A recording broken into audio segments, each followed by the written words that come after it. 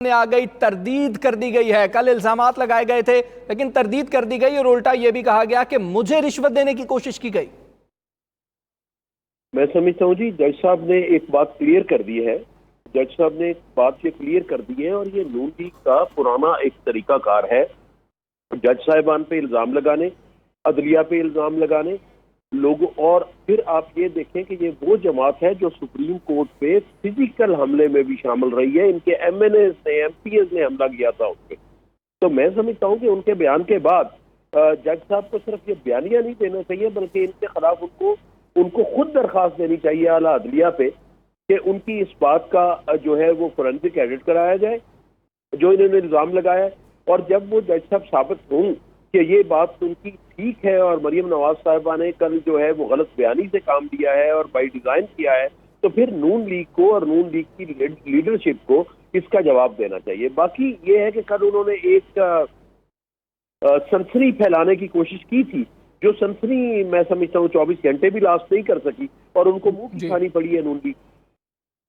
جی، آپ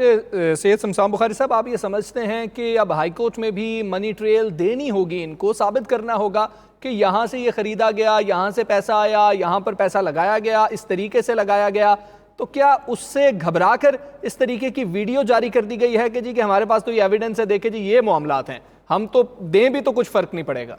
سر دو معاملے ہیں۔ ایک تو یہ پریس کانفرنس کل کی بتا رہی تھی کہ یہ ڈیسپریشن میں ہے، اور اگر ان کے پاس تو منی ٹریل ہوتا تو یہ بہت پہلے پیش کر چکے ہوتے، یہ کیوں نہ کرتے؟ منی ٹریل تو ہے کوئی نہیں، سارے کا سارا لوٹ کا مال ہے، رشوت کا مال ہے، کمیشن کا مال ہے جو یہ کر رہے ہیں۔ لیکن بات یہ ہے، یہ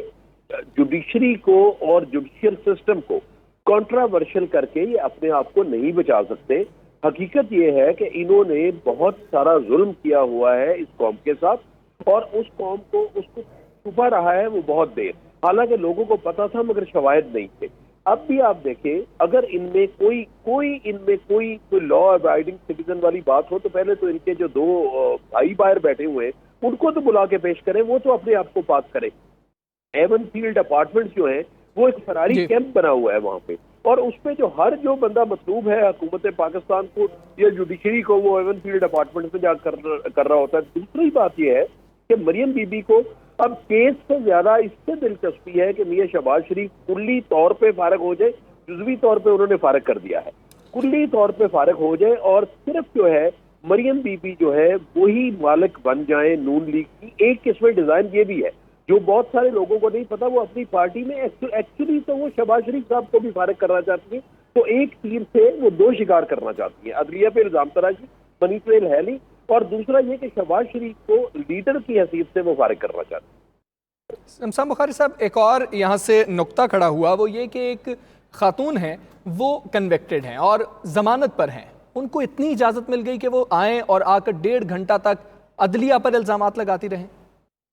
دیکھیں سر، خاتون ہو یا مرد ہو، مگر یہ پاکستان کی تاریخ میں یہ پہلی دفعہ ہو رہا ہے کہ کسی کی سزا سسپینڈ ہوئی ہے، خود کنوکٹڈ ہے۔ کیا میرا مطلب ہے اس بندے کی کریڈیبلٹی کیا ہے جس پہ خود الزام ثابت ہو چکا ہے، صرف سزا سسپینڈ ہے؟ تو میں سمجھتا ہوں کہ اعلیٰ عدلیہ کو یہ مہربانی کرنی چاہیے کہ جو میرے یا آپ کے اوپر قانون لاگو ہوتا ہے وہ اس شاہی خاندان پہ بھی لاگو ہوتا ہے۔ جی ٹھیک ہے، شمسان بخاری صاحب، وزیر اطلاعات پنجاب، آپ کا بہت شکریہ، آپ 92 نیوز سے بات کر رہے تھے۔